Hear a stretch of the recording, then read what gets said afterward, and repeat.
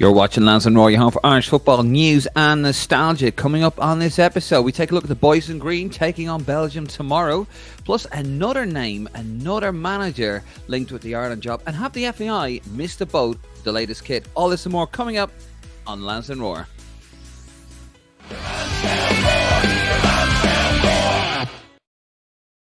David Dunn here, joined by Martin Prendergast. And as always, if you like what you hear, love what you see, hit that subscribe button, scan that QR code, head over to our Facebook, Instagram, and our Twitter. Get involved. We're going to be all over you like a rash. This particular transfer window, international window, of course, it kicks off tomorrow. The boys in green taking on Belgium. John O'Shea's first game, maybe first of only two games, who knows, as Republic of Ireland, well, interim manager anyway. Martin, how are you? How are you doing over there? You haven't left yet, I see. You haven't found, haven't found the airport yet. Oh, sorry, Martin. I've got you on mute there, actually. You know what? You've never sounded so good. You may speak. Thanks, Dave. I'm rambling away as usual, but As per usual. voice of reason, the font of all knowledge of the podcast and the show. Here I am. Yeah, heading over to Dublin tomorrow. Looking forward to it. I'm sure there'll be lots of people from West London as well on the flight. It's an opportunity actually to get back that night, which is what I'm doing, because obviously I told you, Dave, when we've spoken about Liverpool, Man United in the past, although it's an Irish football podcast, I'm all about the grassroots. We've got a match on Sunday, grassroots Enfield Town, so I will be back tomorrow night. But I'm hopeful even of a good performance tomorrow. I think I'm going to be really, really positive about Irish football. I love John O'Shea. Okay, the Man United bias is there, of course. Yes, but you do. I think we have a potentially very promising squad. And I like what I'm hearing from the camp. I know we're always going to hear that from the camp. Obviously, everyone's going to be very positive. But it is a new start for Irish football. We've got a lovely new kit as well coming, Dave, haven't we? So I'm looking forward to it. An afternoon in the sun in Dublin. What more can you want in life? And I'm really positive. I think we will get some good results. Okay. Martin, always cheery. Either he's cheery or high, or he's had a bang in the head. I don't actually know. We'll get to the kit later on. We'll get to the kit later on, Martin. Don't you worry about that. The new kit dropped this morning. Very varying different times. I woke up. I won't go on about it too much, but I woke up to a very interesting WhatsApp, which was a bit of an eye-opener, might I add. But we're going to get to that in a second. But first of all, we're going to talk about the squad. It was announced today at it happened yesterday, but it was announced today to the press. Ryan Manning has joined the Ireland squad. He was a late fitness worry. Here is the press release here. Well, actually, here's what John O'Shea had to say about it. He's recovered from an injury and has joined the squad. He will be available tomorrow. And what O'Shea had to say was, we lost Liam Scales and Troy Parrott. Ryan Manning has come in. He had a minor procedure at his club. Thankfully, it was a watching brief to how he was progressing. And thankfully, it's all gone well for him. He joined up with us yesterday and he will be in the squad straight away. And touch wood, hold on. Everyone else is fit and fighting well. That's what he had to say. So Ryan Manning in the squad. I think he's our only left back, isn't he? He's our only actual proper left back in the squad. Yeah, unless you class Robbie Brady and Callum O'Dowd as left backs, but they're not, obviously, as we know. Nope. And I think obviously Darragh O'Shea could do a job there. He has played left back before for us, but I think I think Manning brings a lot of balance to it. I think it also shows a lot of these players do want to be part of the future of Irish football. So again, I'm being Mr. Positive, Dave. Manning having a little procedure, but he's still making himself available. This is international football. I think they do want to be involved. They want to move forward with whoever it is, the manager, and be part of the kind of the process, I suppose. Yeah, he did say, John O'Shea, that he wanted to set the tone early when you get the players in. First of all, you want to set that tone. You want to galvanize that group of players. He has mentioned that he will be naming his squad today. That is the 22nd of March, Friday, and he will let the squad. Sorry, he'll let the team. Team. Thank you, Martin. He has to say Font on of all this knowledge. play. I told you, font of all knowledge. Fond of unknowns, yeah. I'd be fond of something else as well. We won't go there. The players will know today at some stage what the team will be. I think it's important. And then you can focus on some finer details. That's when you come to the crunch time. Final details and final preparation, having everyone on board. That's what we spoke about right from day one in terms of the two games. Plenty of players playing and plenty of substitutes to finish the game and be as strong as you were when you started. All very philosophical stuff there from John O'Shea. I've noticed because obviously, Lee Carsley has said he's not in the running, so he won't be considered, or he hasn't been considered. There's a lot of talk coming out in the media, isn't there? That John O'Shea, he looks like an Ireland manager. James Comey, he's got the right minerals for it, and the 2021's boss Jim Crawford even said he's got everything. Would have worked with him as well, of course. But I think what it is, Dave, everyone in Irish football has something in relation to John O'Shea that you lack towards me. It's called respect, right? Everyone respects John O'Shea. Respect is earned, Prendergast. Right? Everyone Earned. respects John O'Shea. You can put the medals on the table. You can put the caps on the table. You can put that he was always available for Ireland as well. Never let us down. Dealt with a lot of setbacks with his Irish career as well. You think back to 2016. I know he spoke about this. He was left out, wasn't he? Of that night when we qualified for the next round, Robbie Brady's goal. He kind of he was kind of one of the fall guys from the kind of poor performance, I suppose, against Belgium, if you want to put it that way. So, he knows, he's been there. He's been around the game. He knows the game, basically. And that's where you hear Seamus Coleman speaking very effusively of him, very positive. Yeah. And I think I wouldn't be surprised at all if he gets a job. This is an audition, I think, even for future, giving him a taste of it. If they do want to bring in someone, obviously, depending who that is, I don't really mind, depending on who it is, of course. But I would like to see John O'Shea retained in Irish football. I know there'll be a lot of people who knock that comment by saying, well, he was involved with Stephen Kenny and he did that. I just think, like I said, you've got the medals on the table. You've got that respect that he's earned over the years. And he's gone away. He's done all his UEFAs and all that kind of stuff, all these licenses and whatever it is, coaching badges. He's a hero to a lot of these young lads. I think after, and I'll double down on this, if they had said from the offset, we're going with John O'Shea, I'd be like, okay, it's a risk. Let's see how it happens. And, in regardless to if he is the man now, if he is unveiled in April, I'll get behind whoever it is. I'll just put that out there first. But if they turn around and go, if they had said from the off, John O'Shea's a guy, I would be like, okay, it's risky. But I think any manager coming in is a risk anyway. Even an experienced manager is a risk, especially if it's a foreign manager. We'll talk about that in a second. Will they get on with the players? Will they get the culture of the players? As we saw with Trapattoni when he didn't quite really get the culture of the players. But if they announce him now, after everything that's gone on, I think it will make the FAI look really bad and will actually look like the FAI failed in all their targets, and he won't be first choice. He won't be first choice anyway. And it'll just make it look like a marriage of convenience more than anything else if they do it in April. And I think that'd be a very unfair position for John O'Shea.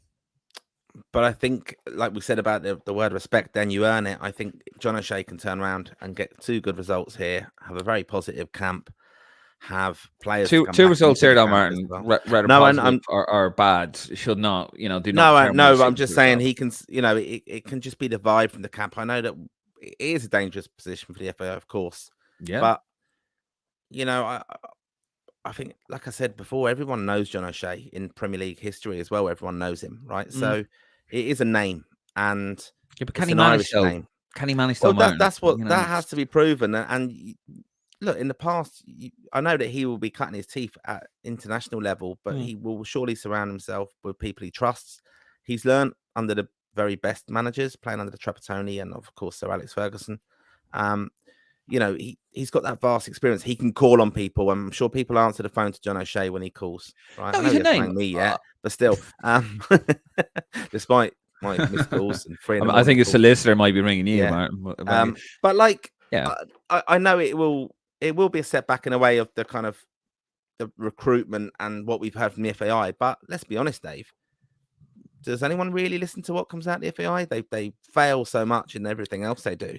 So we haven't like progressed very much in so many things that I think we need to focus on. And actually, the manager appointment, given that we're skint, given that we've just released this new pathway and we've got to get people in the ground and supporting us, we've only just got a sponsor involved in the men's team.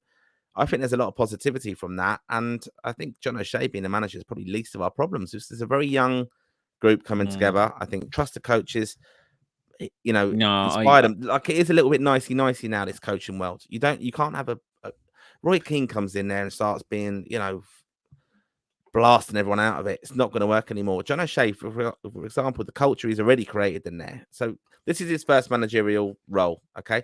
But you can see it. Like, these players are pampered to some extent. He's made training interesting. You can see that from the little clips you've seen. But it's a lot of downtime, boredom. He brought that band in, didn't he?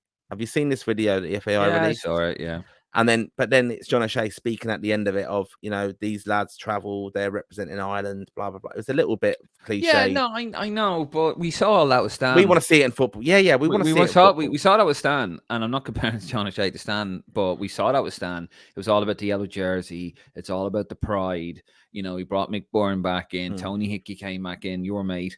He and it was like, oh yeah, this sounds great. And the press were lapping it up, because I remember at the time they were lapping up because things were very boring and stale under Brian Kerr, who obviously ironically now is back involved, and it didn't work. Now the difference is between O'Shea and Stan, to sort of paraphrase in reverse what Eamon Dunphy said about Stan. He does look like a manager. He does talk like a manager, and he doesn't look like somebody in Phoenix Park. He does actually, to be fair to John O'Shea, you get an air of confidence when we go, okay, yeah, this guy looks like he knows what he's talking about. He can talk the talk, but can he walk the walk? We'll find out. I think he will be the Ireland manager. He will be the next Ireland manager. I don't think he'd be this one. And I think it'd be a big mistake if the FAI do appoint him now, considering the way it will look like they do not know what they're doing. Yeah. I'm not saying they don't. It will look like that. Massive questions will be asked. It will ask more. It will cause more questions than answer if they appoint him now. After all of this, why couldn't you appoint him now? Like, what's the whole thing with the contractual situation? Were you going to sue yourself? It was like, yeah, no, but let's play that then. Like, let's play that out, right? So if they announce John O'Shea after the next 2 games, and the question is asked to Mark Cannon, because Jonathan Hill seems to be very quiet, doesn't he? Even they're talking about the launch of the he was front and center for the last one 2.5 years ago. Yeah, exactly. Not a peep from him now. No. But Mark Cannon will be up there for the announcement of the manager, and the question will be: you told us it was contractual, you told us it was an experienced person, and now you've got John O'Shea. What was that about? And his answer is if it's John O'Shea, will be, we wanted to take the pressure off John O'Shea. He was always our number one target. Or we did have other people that we were considering. He was definitely one of the people who wanted the job, because I think that's a key thing. All right, but what about the contractual situation? Why did you say April? Again, why that let us up the garden path? Yeah, exactly. That's just. But you just do you feel that you've lost the confidence of the fans now, because you've kind of led us up the garden path? You kind of lied to us a little bit. What about that?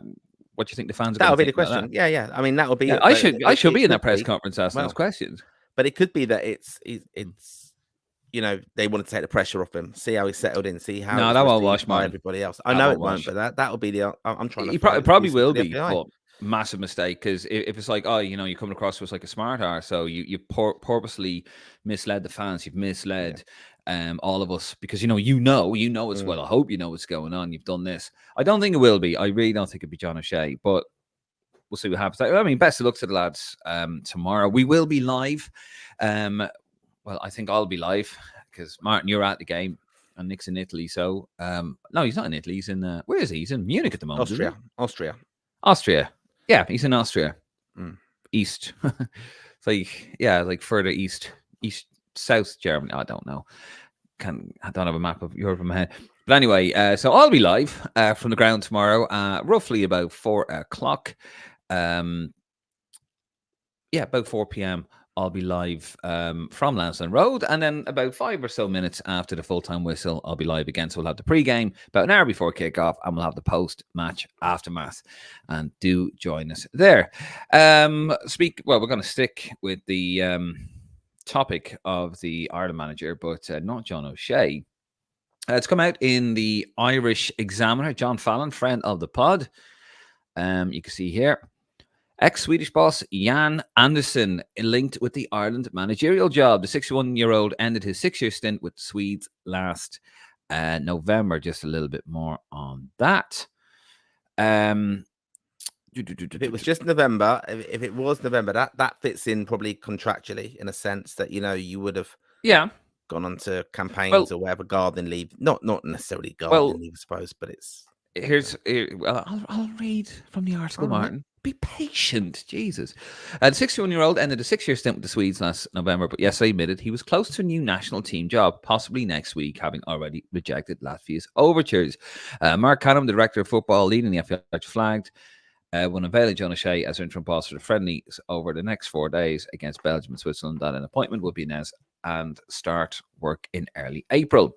The existing contractual obligations obstacle, Canham cited, for the delay in April doesn't appear to apply to Anderson, but his deal with the Swedish FA was to run until the end of this summer's Euros finals. That's it. That's a one out of left field. I think it's more conjecture, really, isn't it? It's just kind of looking at it and going, yeah, well, his contract runs out, so maybe it's him. Well, we're still playing the guessing game, aren't we? And we're looking around. Basically, a lot of journalists have gone away and done a lot of research, probably to see who hasn't got international experience, out of a job, recently ended a contract. It's not a bad show, to be fair. It's not at all. Don't know much about him, to be very honest, but I think it's that kind of figurehead of the age kind of profile maybe works, experience as well. And 61 isn't too. You're still in the hunt. I think it's 61. Yeah. You're coming in though as a experienced head, willing to work with younger coaches up and coming, which John O'Shea, all the others are that. So yeah, I think it's definitely feasible. It's getting traction in the media. I've just put it in there, and it's just linked with balls and all that. Obviously, they're not much came out of the press conference today, so they're a bit. Just looking at him here, his managerial career started in 1988 as a player manager with Alex IK, and then he had 2 years at Halmstad as assistant manager, then player manager at La Holmes FK. I'm butchering these names. Halmstad BK. He was assistant manager, then manager for 5 years there, and then he was, of course, IFK Norrköping and Grete. Oh yes, I don't know. I hope he gets it, just so we can listen to you talk. I'll just ask you on every future pod. Just tell me again where he was in 2000. Yeah. And how do you say the Wolves right back that plays for Ireland? How do you say his name? Doherty. Yeah. Fucking almost getting an aneurysm. I've never ever butchered that. That's just, you're trying to make that a myth. I've never butchered that. I've never called him what the journalists or Doherty pundits. I've never called him what Tanya Donegal. Yeah, Donegal. What's he? Glue? Todd. We're on first name. Todd. Yeah. Call Todd to his friends. Then why are you calling him it? We are, mate. Yet again, maybe with a solicitor. So yeah, I mean, he's done okay with Sweden. 7 years. Although, just looking here, and I'm literally going off of Wikipedia here. Qualified, didn't have a great Euro 2016 campaign. He took over. After that, qualified for 2018 World Cup. Was the first one for 12 years. They won their Nations League B group in the inaugural UEFA Nations League. Euro 2020, qualified for that. Didn't qualify for the 2022 World Cup. Lost to Poland 2-0 away in the decisive playoff fixture. And then they were relegated in the Nations League, which is kind of a bit mad, actually. So they weren't in a great run of form at the moment. He did leave due for elective surgery, so I don't know what that means. I mean, obviously he's had a procedure done. It's his business as well. So apparently he's in rude health and he wants to get back involved. So will he be the man? We will find out, because I tell you what, lads, I haven't got a clue. None of us do, and none of the media do either. My mate Frank actually sent me a text there. He said, Georgia, who beat Luxembourg 2-0 last night. I thought Luxembourg were so unlucky. And actually, where I'm staying, my mate, he was born in Luxembourg, Jay, and they got an equaliser. They actually should have scored out before that, and they were cooking Luxembourg, and I thought, here we go. And then in the lead up to the equaliser, their defender was sent. The goal was disallowed, and the defender was sent off for a foul outside the box because of VAR. And I thought, oh my god! And then he lost 2-0. So that's Willie Sagnol. He's the coach of Georgia, and he is also been linked with the Ireland job. And of course, they face Greece, who's managed by Gus Poyet, who has very openly come out and said he wants to manage the Republic of Ireland. So, what is it? Does the loser that playoff, as my mate said, does the loser that playoff get the Ireland job? Like, is that it? I saw that myself. Yeah, I thought it was quite funny. But I think it just shows you, though, the job is attractive. I think, a lot of people would have looked at some of the caliber of players coming through and the youth of our squad, and probably listened to, in a way, Stephen Kenny saying how he fast track people and stuff, and think, I can improve these players. I can give them a bit of focus, set them up a bit better. I've obviously seen Keith Tracy and Damien Delaney talking about Irish football, and they're very positive about John O'Shea, and and saying that we think now we'll be better and things. Yeah, I mean that does. But John, hold on a second. Damien Delaney, Martin, as he said himself, was not biased against Stephen Kenny. He had Stephen Kenny's back from the beginning. Yeah, 100%. But I just think it's a bit naive, some of these pundits, when sometimes when they're saying, we can't ever open up and try and play football, and some of the fans loved it, but you don't get results. You've got to get that balance right. And look, we're a long way from this being a problem, and I've mentioned it on the podcast before, but, teams have got better. Nick often quotes that, doesn't he, to us, that, teams, international teams now, they're better coached, they set up correctly.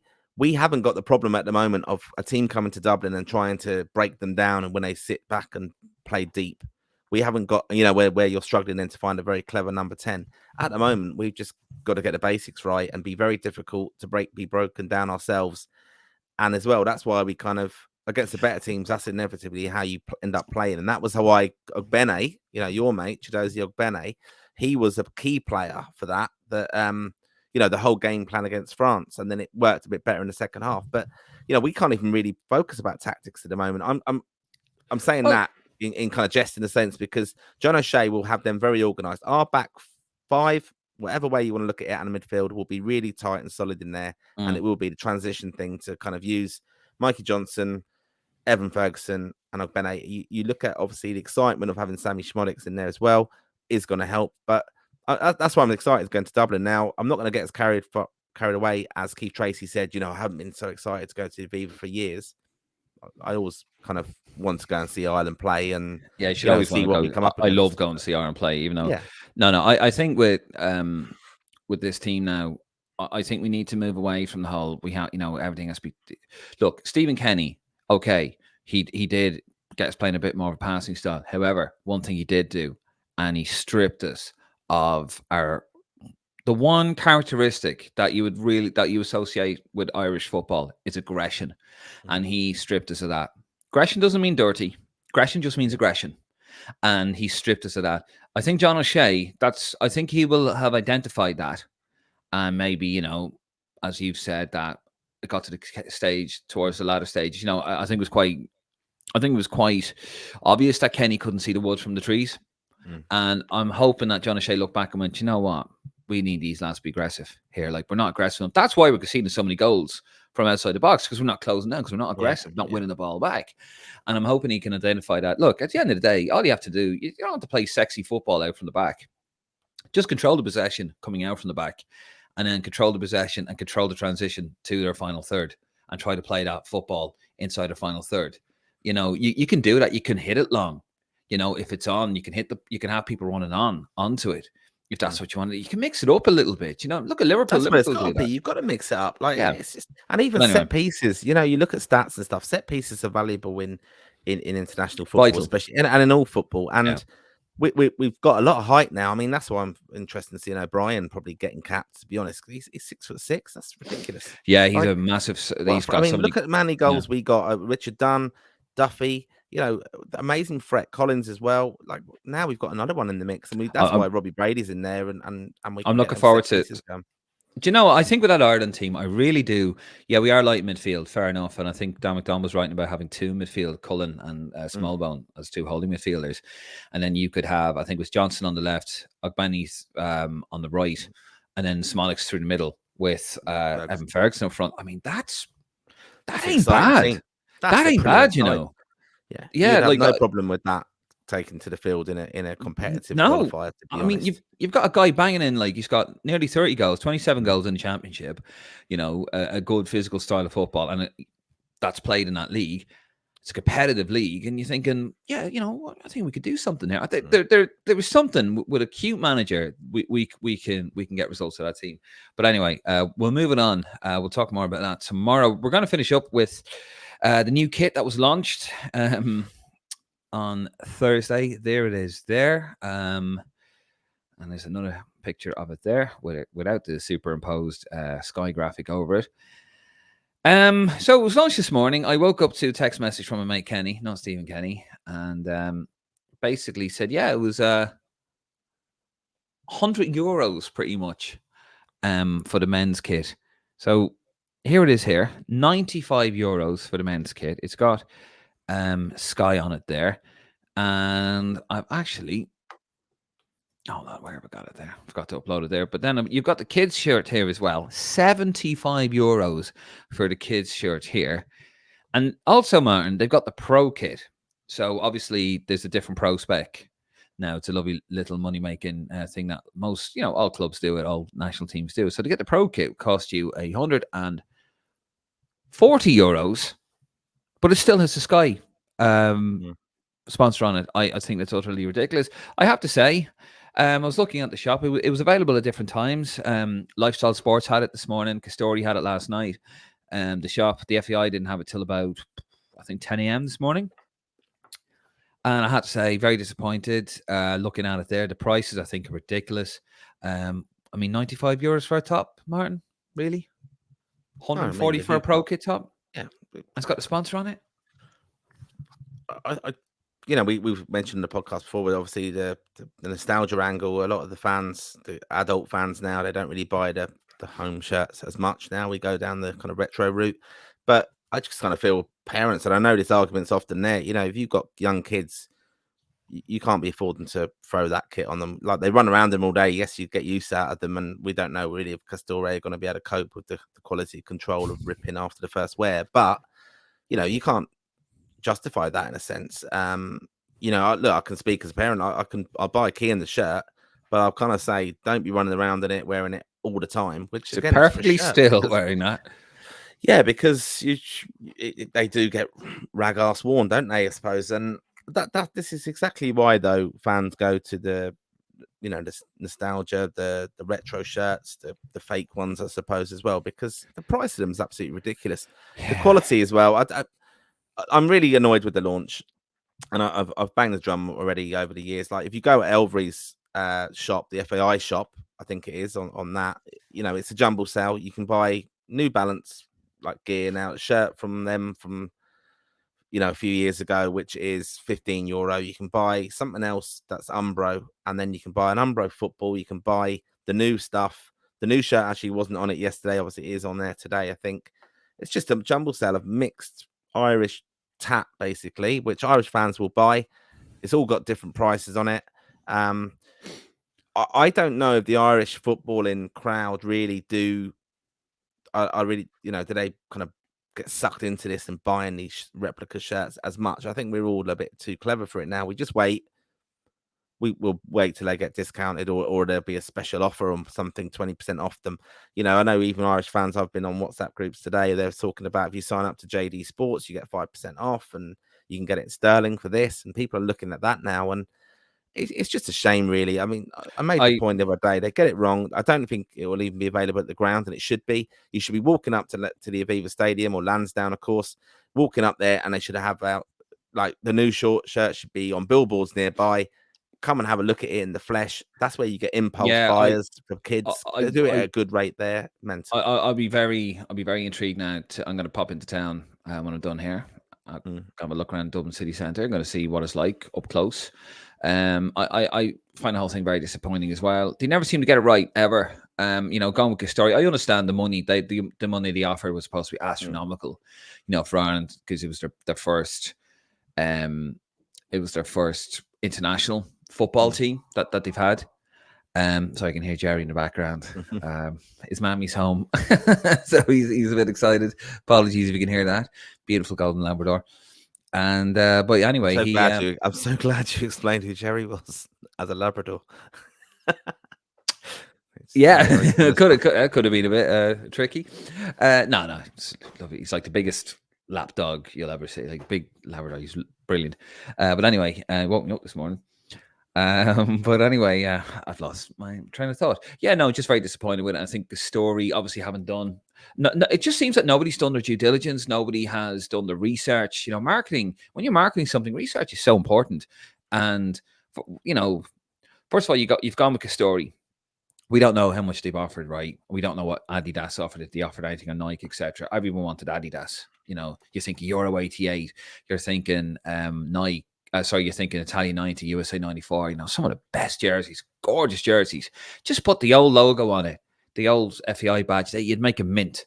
You'd make a mint, just an exact replica of what they sold in the 80s, right? But that hasn't happened. So then gone with a story, and you're thinking, oh God, and everyone was really nervous. And I didn't really like the last kit too much. The quality of it isn't great. I bought the black one there. Now it's not the player spec. It's uncomfortable. It feels like a bra when I put it on. I'm not the smallest of people. If you meet me, I do have a big old chest. Right set of jugs on me there. But it's not comfortable to wear. And then you see this, and you're going, "Oh my God, the state of it." And the most disappointing thing for me is that I've gone on the one bit of kit I really do want to buy. This, the tracksuit, which I think looks fabulous. I will admit, I love black tracksuit tops. I think the white zip, and no, you're not a fan of that. I think it looks amazing. The sort of the negative design on the Ireland crest, which has actually grown on me, to be fair, the FAI crest, and I think it looks really cool. You can't buy it. That's not available on the shop. The blue goalkeeper one, I looked at that because I thought that was quite nice. It can't get it yet. I think that's supply and demand, though. That again, you've launched stuff, you're launching items, and you can't get them yet. And again, I know it gets drip fed, but do the pre-order and say available in mid-April or whatever it is. Like even the pro one. Any Irish fan will tell you what's one of your major bugbears. Like, never mind performance, whatever. Just stuff we can't control, but stuff we can control. What's a major bugbear? The sponsor, the sponsorship logo on the front of the shirt annoys people. So what a money-making scheme. You offer a cheaper option with the big Sky logo on it, and you offer a dearer option. People would actually pay more money to have the logo off it. And for whatever reason, with the last shirt, the Sky logo was available. Sorry, it was available without the Sky logo, wasn't it, for the women's? On the women's one, team. yeah. But they haven't done it again. That's just like, lads, this is just basic marketing. Do your research. Ask people. I could tell you that. Why don't you talk to us here at Lansdowne Road and Lansdowne Roar? Why don't you talk to Era Guy? Why don't you talk to, we deal with fans every day. We listen to them every day. We'll tell you what they think. We can get your opinions. We can put a survey. A survey. And you know what? And then people don't like it. Say, well, look, we've done a survey. We have done our research. We've done our due diligence here. And, people still don't like it. People are now. Some people aren't like, they're never going to be happy with the kit unless it's an exact replica of the Euro 88 kit, Adidas logo and all. So Castoria are always fighting an uphill battle, but that's because the quality is poor, the designs are poor. Also, throw in now, which seems to be an issue, wasn't an issue in the 90s, that or the 2000s, that they make Rangers shirts as well. Umbro and Adidas did that as well in the 90s and the 2000s. But anyway, I just think it's really poor. Very, very disappointed with it. I'm looking forward to kind of doing what you're doing this afternoon. Actually, I won't be doing what you're doing this afternoon, Dave. What you've got planned, but I'm looking forward to going around Dublin. They must think of some sleazeball out there. All right, stalking Bono's not in the country, Dave. Leave the man alone. Anyway, I'm going to. When I arrive tomorrow, I will kind of work my way around town. But I will catch up into a kind of sports shop at some stage, and I want to check out the shirt. Yeah, I want to see it in the flesh, and yeah, hopefully there'll be stuff available. But I think there's plenty of stuff available, Martin. Yeah, Judging by the. No, Mm. absolutely. We're going to have a look at it there. Anyway, listen, we're going to leave it there. Martin, thank you as always. We will be live tomorrow. We will be around town tomorrow. We're going to be around the clubhouse, outside the ground anyway. So if you see us, do say hello if you wish. We will be live tomorrow from about 4 p.m. From the ground. And of course, as always, we will have the Belgium Ireland or the Ireland Belgium aftermath. We will be live straight after kickoff, about 5 or 10 minutes after kickoff. Let it all settle down. Let the noise calm down. Let the feelings, whatever final they are. whistle. I think he means final whistle, not kickoff. Final whistle. Yeah, so I was just making sure you're paying attention, Martin, you see. Have to keep him on his toes. And yeah, just about 5 or 10 minutes after the final whistle, we will be live and we want to hear from you as always, because we are Irish football's most interactive podcast, he says, on a recorded episode that nobody can comment on. Yeah, well, I am traveling at the moment. I am here in Dublin. Martin hasn't left yet. He can't be bothered. He doesn't love you like I do. But anyway, join us tomorrow. And yeah, we'll get your comments and do say hello. So, Martin, I will see you tomorrow. When are you flying in? Tomorrow afternoon. See you outside the clubhouse. Yep, the rugby clubhouse as well. Rugby clubhouse about 2:00. We should be there. Hopefully, joining the lads from Chris Catalpa and having a look and see what's going on there. I might even have an interview with McCool, see what he has to say. Make more sense than you, Martin. I can tell you that. Right, we're going to leave it there anyway. As always, scan that QR code, hit that subscribe button, head over to our YouTube, Facebook, and our Instagram, especially YouTube. We're trying to grow the YouTube. Yes, get a cheeky subscribe. Tell people about us. We are Irish football's most interactive podcast, and we do let you have your say. Anywho, I'm David Dunn. He's Martin Prendergast. We are out of here. Come on, you boys in green, and we'll see you tomorrow.